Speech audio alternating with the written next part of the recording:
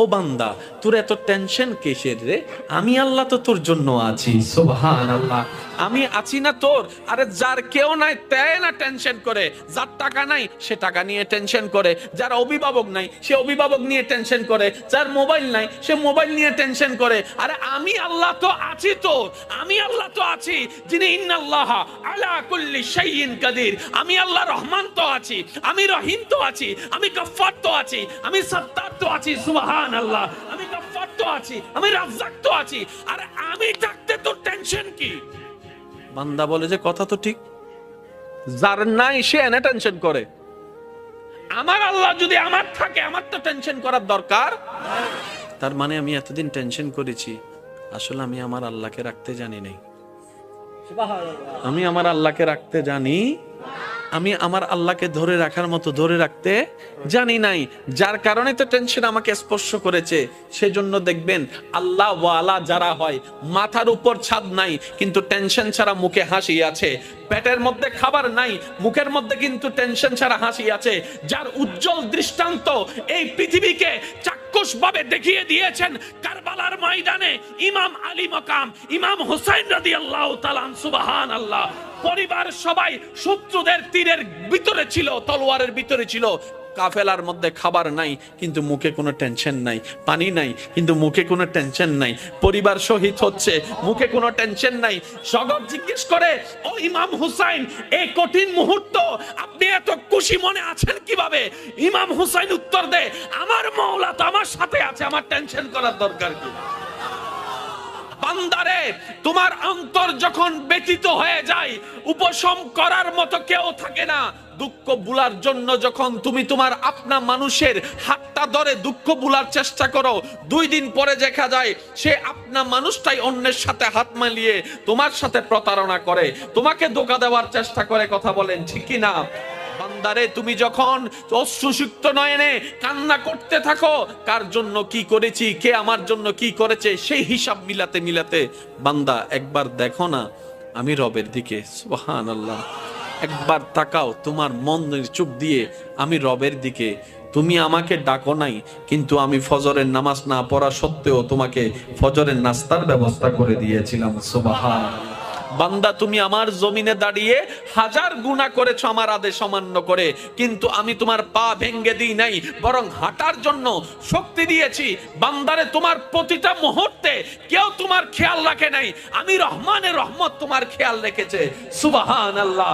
বান্দারে, তুমি যখন ব্যথিত হৃদয় নিয়ে রাতের অন্ধকারে রুমের মধ্যে কান্না করো যে কেউ নাই আমার পাশে, তখন আমি রব ডাক দিয়ে বলি, ইন্নাল্লাহ মানা, আমি রব তোর সাথেই আছি। বলেন সুবহান।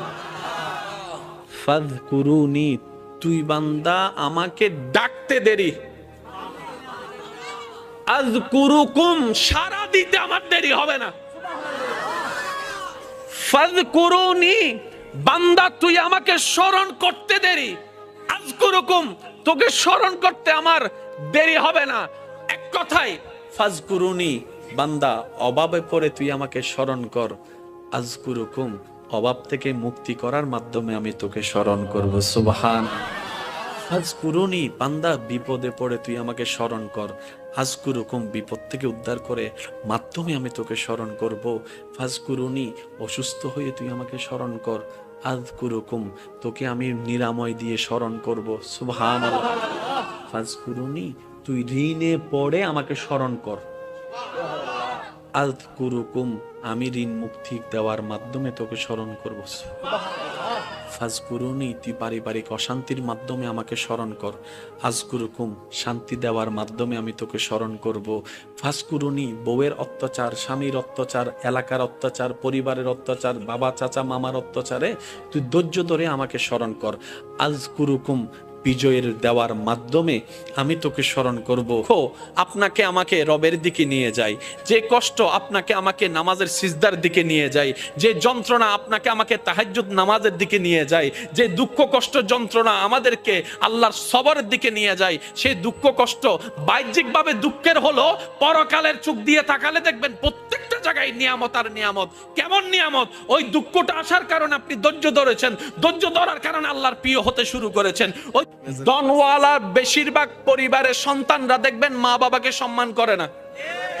ধনওয়ালার বেশিরভাগ পরিবার, আমি সবার কথা বলছি না, বারবার বলছি, কিছু কিছু পরিবারকে দেখবেন আপনি যেখানে মেয়েরা কাপড়ে ঠিক থাকে না, সম্পর্কে ঠিক থাকে না, সেই তুলনায় তো আপনার পরিবার অনেক ভালো আছে। হয়তো খাবারের কষ্টটা হচ্ছে আর কি, হয়তো বেতনটা দিতে একটু কষ্ট হয়ে যাচ্ছে আর কি, কিন্তু ইজ্জত তো নিলামে তুলেন নাই, ইজ্জত তো নিলামে তুলেন নাই। যাই কিছু হোক, ইজ্জত নিয়ে তো আছেন। আর সবাই হয়তো এই কথাই একমত হবেন, একজন মানুষের জীবনে দুনিয়ার বিষয়ে সবচাইতে দামি সম্পদের নাম হচ্ছে ইজ্জত সম্মান। ইজ্জত সম্মানের চাইতে দামি কোনো কিছু হতে পারে? আপনি যদি আমাদেরকে সম্মান দিয়ে শাক দিয়েও বাদ দেন, আর যদি অপমান করে পোলাও রোজ বিরিয়ানি দেন, কথা বলতে হবে তো, অপমান করে যদি পোলাও রোজ বিরিয়ানি দেন এখানে যাবে না। আর যদি সম্মান দিয়ে একটু শাক দিয়ে লবণ দিয়ে বাদ দেন, ভাই আপনার জন্য অনেক মেহমানদারি করার ইচ্ছা ছিল কিন্তু আমার তো তৌফিক নেই, একটু ভাত আর লবণ, আপনি খুশি মনে খাইতে পারবেন, কারণ সেখানে আপনি সম্মান দেখেছেন, সেখানে আপনি ভালোবাসা দেখেছেন। সুবহানাল্লাহ। যাদের ধন বেশি ওনারা মনে করে, আমরা যারা ধন নাই তারা মনে করে কি আল্লাহ তাআলা খুশি হলে ধন দেয়, আল্লাহ খুশি হলে গাড়ি দেয়, আল্লাহ খুশি হলে বাড়ি দেয়, আল্লাহ খুশি হলে ব্যবসা দেয়, আল্লাহ খুশি হলে চাকরি দেয়, আল্লাহ খুশি হলে রাজত্ব দেয়, আল্লাহ খুশি হলে জায়গা দেয়। শ্রদ্ধার সাথে বলি, না রে না ভাই, আল্লাহ খুশি হলে রাজত্ব দেয় না। এরকম হলে তো ফেরাউনের উপর আল্লাহ খুশি, এটা প্রমাণ হয়ে যেত। আল্লাহ খুশি হলে রাজত্ব দেয় না। আল্লাহ খুশি হলে, খুশি হওয়ার নিদর্শন টাকা নয়, বাড়ি নয়, গাড়ি নয়। আল্লাহ যখন কোন বান্দার উপর খুশি হয়ে যায়, হাজার বিপদের মধ্যেও তার অন্তরে আল্লাহ প্রশান্তি নাজিল করে, দয়া নাজিল করে, শান্তি নাজিল। আল্লাহ খুশি হলে শান্তি দেয় যে। অনেক আছে 3টা ঘুমের ওষুধ খাওয়ার পরও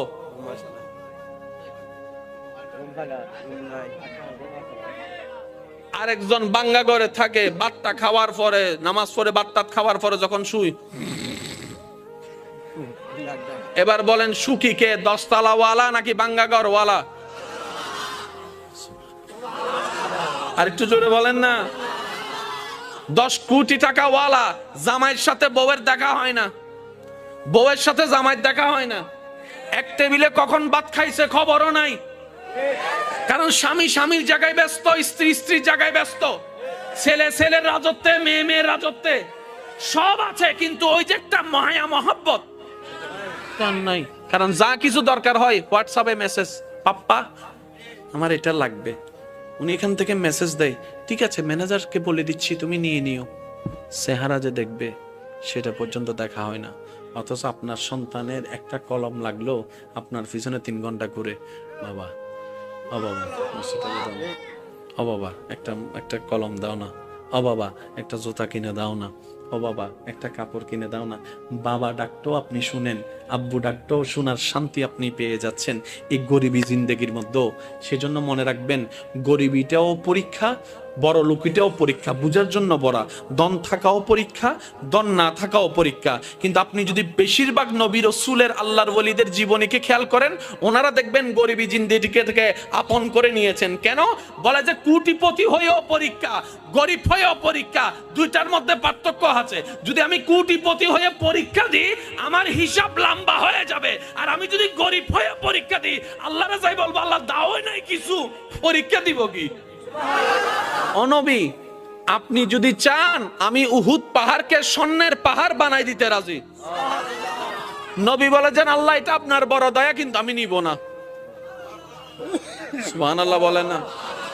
আল্লাহ বলে যে ও নবী আপনি যদি চান ডেইলি 4 বেলা জান্নাত থেকে খাবার আমি আল্লাহ পাঠাবো, এটা আমার জন্য কোনো ব্যাপারই না। নবী বলে যে আল্লাহ আপনি দয়া করেছেন, আমি খুশি হয়েছে, কিন্তু এটা আমি নিব না। এত কিছু থাকার পরও নবী বলতেছেন যার যা আছে নিয়ে আসো। জগৎ বলে যে কি রে, নবীর ভান্ডারে তো কমতি নাই, আল্লাহকে বললে তো সব পাঠাই দিচ্ছে। নবী বলে যে না, আল্লাহ দয়া করে দিয়েছেন সত্য, আমি একটু আমার সাহাবাদেরকে করার সুযোগ দিচ্ছি, ইসলামের জন্য ত্যাগ দেওয়ার সুযোগ দিচ্ছি। যেন তাদের সে চরিত্রটা পরবর্তী উম্মতরা দেখে যেন বুঝতে পারে ইসলামের জন্য সাহাবায়ে কেরাম কতটুকু দেওয়ার চেষ্টা করেছেন, করার চেষ্টা করেছেন। সুবহানাল্লাহ। আল্লাহর নবী বলে, আমার আল্লাহ আমাকে শুধু এক জায়গার ভিক্ষুক রাখছে আর সব জায়গায় বাদশাহী দিয়েছেন। নবী বলে, আমি মুস্তাফা শুধু আল্লাহর দরবারে ভিক্ষুক আর সব জায়গায় আমার আল্লাহ আমাকে বাদশাহী দান করেছেন, ইমামুল আম্বিয়া বানিয়ে দিয়েছেন। ও নবী, সাবি ব্যবহার করেন না, আল্লাহ দয়া করে দিয়েছে, আমি রেখে দিয়েছি। নবী, আপনি ব্যবহার করবেন না? কই করব তো। ও নবী, কখন করবেন? কই হাসরের ময়দানে। ইয়া রাসূলুল্লাহ, হাসরের ময়দানে ব্যবহার কিভাবে করবেন? তখন নবী বলে যে, হাসরের ময়দানে আমার গুনাহগার উম্মত যখন জাহান্নামে চলে যাবে, তখন আমি আল্লাহর দরবারে সিজদায় গিয়ে বলবো, আল্লাহ তুমি আমাকে এটা দিয়েছো, আমি নিই নাই, এটার বদৌলতে আমার উম্মতকে জান্নাত দান করো, আমার উম্মতকে জান্নাত দান করো। আল্লাহ তুমি স্পেশাল দোয়ার ব্যবস্থা করেছো, অন্যান্য নবীরা দোয়া ব্যবহার করেছেন, আমি দোয়াটা রেখে দিয়েছি। হাসরের ময়দানে আমার গুনাহগার উম্মতকে জাহান্নামী থেকে জান্নাতে বানানোর জন্য। সুবহানাল্লাহ। আর একটু জোরে বলেন না সুবহানাল্লাহ। কি সৌভাগ্য আমাদের, ওই দয়াল নবীর উম্মতের খাতায় আপনি আমি নাম লেখাইতে পারছি। আজকে একটা কথা মনে রাখবেন, সারা পৃথিবীর সমস্ত জ্ঞানী ব্যক্তি 10,000 কোটি বছর ওয়াইজ করে বক্তব্য দিয়ে কিতাব লেখে যতটুক জ্ঞানের পাহাড় হবে, সমস্ত কিছু কোরআনে আল্লাহ তাআলা এক শব্দে শেষ করে দেন। আরেকটু জোরে বলেন না। কোরআনের মুজিজাটাই ভিন্ন। 10,000 কোটি মানুষ 10,000 কোটি বছর ওয়াইজ করো, সে জ্ঞানের পাহাড় আনতে পারবে না। আল্লাহ এক শব্দে যেটা বুঝিয়ে দিবে। আল্লাহ বলেছেন, ইন্না আতাইনা কাল কাউসার, ইন্না আতাইনা কাল কাউসার। তিনটা শব্দের ভিতরে শত শত বছর ওলামায়ে কেরামের জীবন পার হয়ে গিয়েছে।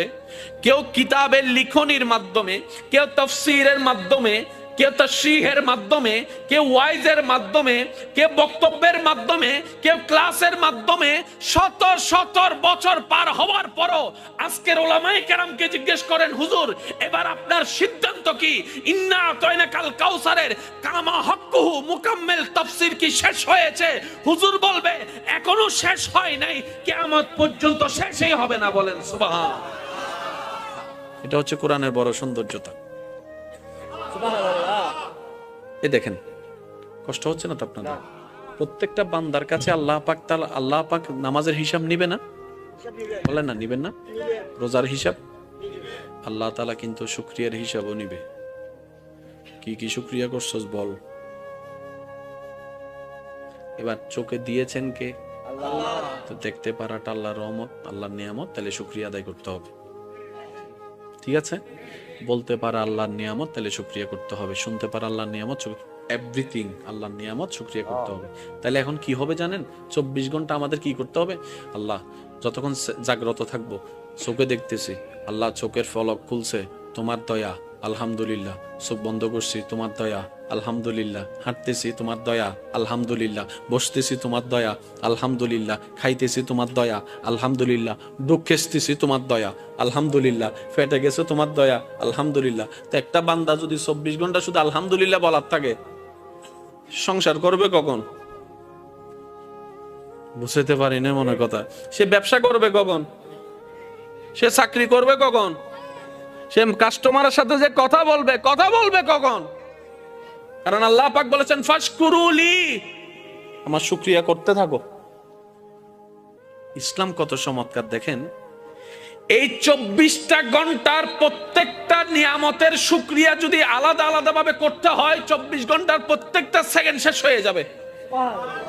ব্যবসা করা হবে, একটু জোরে বলতে হবে, চাকরি করা হবে, হাঁটা হবে, বসা হবে, বিবাহ করা হবে, সংসার করা হবে, ফ্লাইট চালানো হবে, কিচ্ছু করা যাবে না। তো নবী রাহমাতুল্লিল আলামিন বলছেন, আল্লাহ 24 ঘন্টা যদি আমার উম্মত শুকরিয়া করতে থাকে, সে চাষ করবে কখন? বলেন না ভাইয়া, সে কাজ করবে কখন? কিন্তু তোমার শুকরিয়া না করলে তো হাসরের ময়দানে তুমি ধরবা। আল্লাহ একটু দয়া করো না, কোন একটা সহজ রাস্তা করে দাও। আল্লাহ তাআলা বলেন আপনার উম্মতকে বলেন 24 ঘন্টার প্রত্যেকটা সেকেন্ডে আমার শুকরিয়া করার দরকার নেই। আমি একটা শব্দ দান করলাম, এই শব্দটা তাকে পড়তে বলবেন, সে একটা শব্দ পড়বে, 24 ঘন্টার প্রত্যেকটা সেকেন্ডের শুকরিয়া আদায় করা হয়ে যাবে। আল্লাহ শব্দটা কি? আল্লাহ পাক বলেন আপনার উম্মতকে বলবেন তারা যেন আলহামদুলিল্লাহ বলে। এবার সবাই মিলে একটু বলেন তো আলহামদুলিল্লাহ। কয় সেকেন্ড লাগছে? জোরে বলেন না। অর্থটা কি? সমস্ত প্রশংসা তোমার। আলহামদুলিল্লাহ, তুমি আল্লাহ যা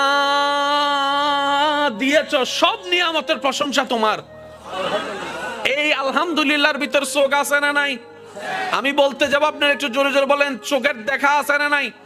কানের শোনা আছে না নাই? মুখের বলা আছে না নাই? জিহ্বার স্বাদ আছে না নাই? পেটের ক্ষুধা আছে না নাই? ক্ষুধা নিবারণ আছে না নাই? হাঁটাটা আছে, বসাটা আছে, শোয়াটা আছে, ব্যবসা আছে, চাকরি আছে, সন্তান আছে, স্ত্রী আছে, পুত্র আছে, মা আছে, বাবা আছে, সমস্ত নিয়ামত সেটার ভিতরে বলেছেন এক সেকেন্ড আলহামদুলিল্লাহ, আপনার আমলনামায় লেখা হচ্ছে হাজার হাজার কোটি গুণ সওয়াব। ইসলাম এত চমৎকার।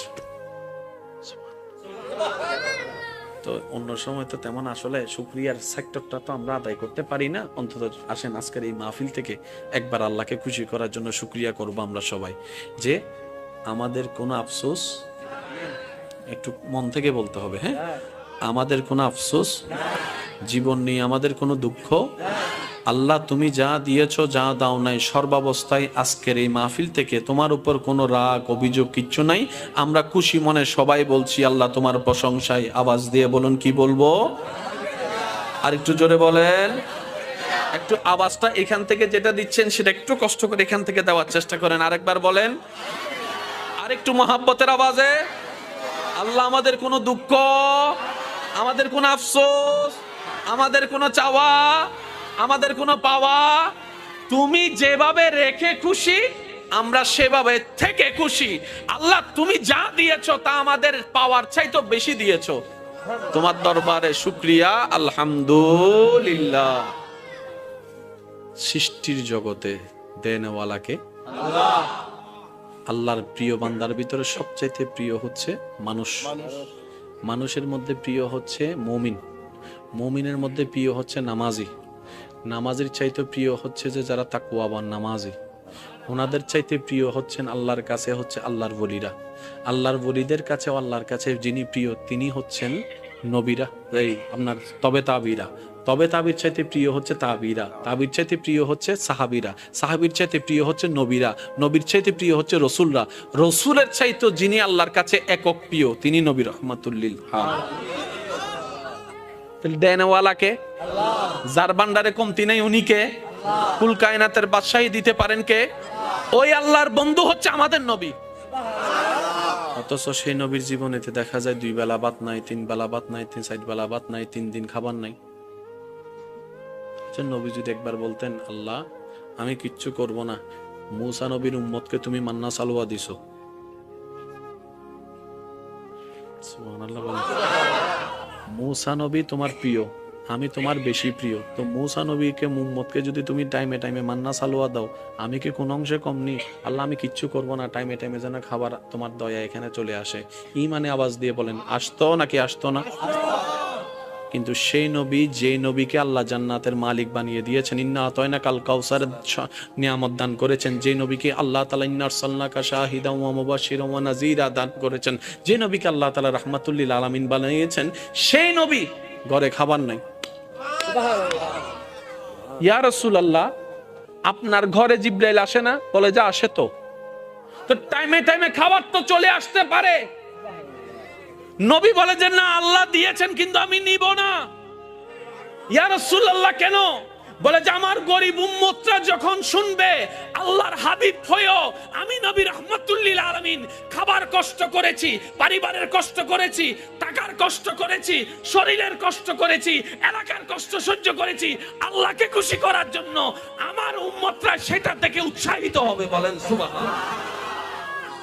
এবার আপনার ঘরে যেদিন খাবার থাকবে না, আপনি বলবেন যে আল্লাহ তোমার দরবারে শুকরিয়া, আমার নবীর ঘরে খাবার ছিল না, সেই মুহূর্ত কেমন ছিল আমি জানি না, কিন্তু আজকে খাবার না থাকার কারণে আমি সেটা বুঝতে পারতেছি। এবার বলেন, আল্লাহ নবীকে চাবি দিছে কি দেয় নাই? কিন্তু নবী চাবি ব্যবহার, একটু জোরে বলেন, নবী চাবি ব্যবহার করেন। আল্লাহ জিজ্ঞেস করে, হাবিব আপনাকে আমি দিছি না, ব্যবহার করেন না? আমি বলবো আস্তে, আপনারা বলেন জোরে। পিছনের আওয়াজে নুনি। আল্লাহ বলে যে আমি দিছি তো, নবী বলে যে আল্লাহ আমি আপনার দয়াটা নিছি তো ব্যবহার করেন না। যুদ্ধের ময়দানে গেছে, এখন আপনারা শুধু বললে মিল পাবেন। নবীজি বলছেন যার যা আছে নিয়ে আসো, যার যা আছে। আপনজন এক একজনের মতো করে আনতেছেন। সিদ্দিক আকবর আনতে আনতে সাই পর্যন্ত নিয়ে আসছে। আচ্ছা, চাইতেছে কে? চাইতেছে কে? যার ভান্ডারে কোনো কমতি আল্লাহ রাখেই নাই। বুঝাতে পারতেছি না। যার নাই সে না চাইবে। আল্লাহ তো নবীকে ভান্ডারে চাবি দিয়ে দিছে। আমার সোনারে মদিনা, আমার প্রাণের মদিনা, সব ভুলিব কিন্তু তোমায় ভুলতে পারি না। সবাই কি আওয়াজে, আমার সোনারে মদিনা, প্রাণের মদিনা, সব ভুলিব কিন্তু তোমায় ভুলিনি, ভুলবো না, ভুলতে পারি না, ভুলিনি, ভুলবো না, ভুলতে পারি না, সব ভুলিব। আওয়াজ একবার বলেন মারহাবা। আল্লাহ যাদেরকে মক্কা মদিনা যাওয়ার সুযোগ দিয়েছেন, এমন কেউ থাকলে একটু হাত তোলেন। মক্কা মদিনা যাদের যাওয়ার সুযোগ হয়েছে, একজন, দুইজন, আমার মুরব্বী আছেন, তিনজন মক্কা মদিনা যাওয়ার সুযোগ হয়েছেন। আচ্ছা আচ্ছা, আমার ভাই একজন আছে পিছনে। আজকে যারা, আমার ভাই একজন আছে এদিকে, আপনিও একজন আছেন না? আচ্ছা ঠিক আছে। আজকে যারা হাত তুলতে পারে নাই, এই প্রশ্নের উত্তরে আল্লাহ আমাদের সবাইকে জীবনে এমন প্রশ্নের উত্তরে হাত তোলার সুযোগ দান করুন। সচক্ষে কাবা দেখার তৌফিক দান করুন। নবীর রওজার সামনে দাঁড়িয়ে সালাতু সালাম দেওয়ার আমাদের সবাইকে আল্লাহ তৌফিক দান করুন। ওনাদেরকে জিজ্ঞেস করেন, পৃথিবীর সব জায়গায় বাতাস আছে, কিন্তু মদিনার বাতাস ভিন্ন। আপনাদের আত্মীয় স্বজন যদি কেউ তো মদিনা শরীফ থাকে, ওনাদেরকে একটু জিজ্ঞেস করবেন, মদিনার হাওয়াটাই ভিন্ন। আর হানিয়ান বরে আমার লাগি তারা কিন্তু ননির দিয়ে তালা হইতে দিছে কেন জোর আওয়াজ হবে। মদিনার বাতাস ভিন্ন, মদিনার বাতাসের ঘ্রাণ ভিন্ন। এই যে একটা বাতাস লাগলে আমাদের শরীরে খবর হয় বাতাস লাগতেছে, এই লাগাটা ভিন্ন। আর মদিনা শরীফে আল্লাহ তাআলা এমন বরকত নাজিল করেছেন, সেখানে আপনি 10 মিনিট ঘুমাইলে, ঘুম থেকে উঠলে মনে হবে আপনি যেন 10 ঘন্টা ঘুমাইছেন। ওখানে ক্লান্তি জিনিসটা তেমন লাগে না, সবসময় ফুল এনার্জি, সবসময় ফুল এনার্জি। আল্লাহ যদি কখনো নিয়ে আয় সচক্ষে দেখার, আল্লাহ আমাদের সবাইকে তৌফিক দান করুন। মদিনা হবে নাই বা কেন? আল্লাহর বন্ধু যে শুয়ে আছেন, আল্লাহর বন্ধু বলে কথা ভাই, আপনার আমার বন্ধু না, আল্লাহর বন্ধু। কে আল্লাহ? যিনি ইন্নাল্লাহা আলা কুল্লি শাইইন কাদির। ওই আল্লাহর বন্ধু শুয়ে আছেন মদিনায়।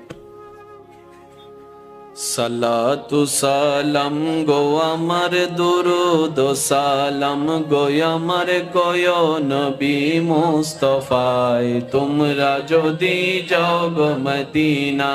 সবাই সবাই কি আওয়াজে? সালাতু সালাম গো আমার, দুরুদ সালাম গো আমার, গয় নবী মুস্তাফায়, তোমরা যদি যাও ইনা মদিনা মদিনা, তোমরা যদি মদিনা শরীফের মাটি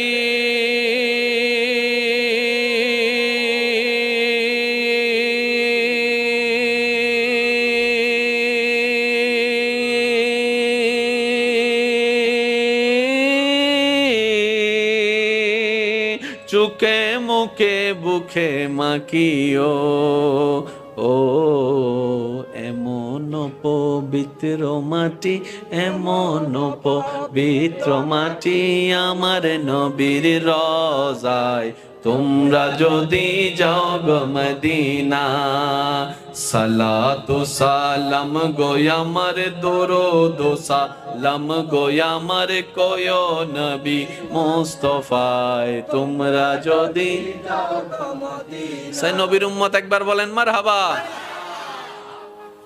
ওদিকে গেলে কথা অন্যদিকে চলে যাবে, আসেন। ফাজকুরুনি, একটু বললে খুশি হব। ফাজকুরুনি আযকুরুকুম, হাজার বার শুনেছি। আজকে একটা কথা মনে রাখবেন, সারা পৃথিবীর সমস্ত জ্ঞানী ব্যক্তি 10,000 কোটি বছর ওয়াইজ করে বক্তব্য দিয়ে কিতাব লেখে যতটুক জ্ঞানের পাহাড় হবে, সমস্ত কিছু কোরআনে আল্লাহ তাআলা এক শব্দে শেষ করে দেন। আরেকটু জোরে বলেন না। কোরআনের মুজিজাটাই ভিন্ন। 10,000 কোটি মানুষ 10,000 কোটি বছর ওয়াইজ করো, সে জ্ঞানের পাহাড় আনতে পারবে না। আল্লাহ এক শব্দে যেটা বুঝাই দিবে। আল্লাহ বলেছেন ইন্না আ'তাইনা কাল কাউসার, ইন্না আ'তাইনা কাল কাউসার। তিনটা শব্দের ভিতরে শত শত বছর ওলামায়ে কেরামের জীবন পার হয়ে গিয়েছে। কেউ কিতাবের লিখনির মাধ্যমে, কেউ তাফসীরের মাধ্যমে, কেউ তাশরীহের মাধ্যমে, কেউ ওয়াইজের মাধ্যমে, কেউ বক্তব্যের মাধ্যমে, কেউ ক্লাসের মাধ্যমে শত শত বছর পার হওয়ার পরও আজকের ওলামায়ে কেরামকে জিজ্ঞেস করেন, হুজুর এবার আপনার সিদ্ধান্ত কি? ইন্না আ'তাইনা কাল কাউসারের কামা হক্কুহু মুকাম্মিল তাফসীর কি শেষ হয়েছে? হুজুর বলবে এখনো শেষ হয় নাই, কিয়ামত পর্যন্ত শেষই হবে না। বলেন সুবহান। এটা হচ্ছে কোরআনের বড় সৌন্দর্যতা। এ দেখেন, কষ্ট হচ্ছে না তো আপনাদের? প্রত্যেকটা বান্দার কাছে আল্লাহ পাক নামাজের হিসাব নিবে না? বলেন না, নিবেন না? রোজার হিসাব আল্লাহ তাআলা কিন্তু শুকরিয়ার হিসাবও নিবে। কি কি শুকরিয়া করছস বল। এবার চোখে দিয়েছেন কে? আল্লাহ। তো দেখতে পারাটা আল্লাহর রহমত, আল্লাহর নিয়ামত, তাহলে শুকরিয়া আদায় করতে হবে। ঠিক আছে? বলতে পারা আল্লাহর নিয়ামত, তাহলে শুকরিয়া করতে হবে। শুনতে পারা আল্লাহর নিয়ামত, এভরিথিং আল্লাহর নিয়ামত, শুকরিয়া করতে হবে। তাহলে এখন কি হবে জানেন? 24 ঘন্টা আমাদের কি করতে হবে? আল্লাহ, যতক্ষণ জাগ্রত থাকবো, চোখে দেখতেছি, আল্লাহ চোখের ফলক খুলছে, তোমার দয়া, আলহামদুলিল্লাহ। চোখ বন্ধ করছি, তোমার দয়া, আলহামদুলিল্লাহ। হাঁটতেছি, তোমার দয়া, আলহামদুলিল্লাহ। বসতেছি, তোমার দয়া, আলহামদুলিল্লাহ। খাইতেছি, তোমার দয়া, আলহামদুলিল্লাহ। ডুক খেসতেছি, তোমার দয়া, আলহামদুলিল্লাহ। ফেটে গেছে, তোমার দয়া, আলহামদুলিল্লাহ। তো একটা বান্দা যদি 24 ঘন্টা শুধু আলহামদুলিল্লাহ বলার থাকে, সংসার করবে কখন? বুঝতে পারি না মনে কথা। সে ব্যবসা করবে কখন? সে চাকরি করবে কখন? সে কাস্টমারের সাথে যে কথা বলবে কখন? কারণ আল্লাহ পাক বলেছেন ফাশকুরুলি, আমার শুকরিয়া করতে থাকো। ইসলাম কত চমৎকার দেখেন। এই 24টা ঘন্টার প্রত্যেকটা নিয়ামতের শুকরিয়া যদি আলাদা আলাদা ভাবে করতে হয়, 24 ঘন্টার প্রত্যেকটা সেকেন্ড শেষ হয়ে যাবে। ব্যবসা করা হবে, একটু জোরে বলতে হবে, চাকরি করা হবে, হাঁটা হবে, বসা হবে, বিবাহ করা হবে, সংসার করা হবে, ফ্লাইট চালানো হবে, কিচ্ছু করা যাবে না। নবী বলছেন আল্লাহ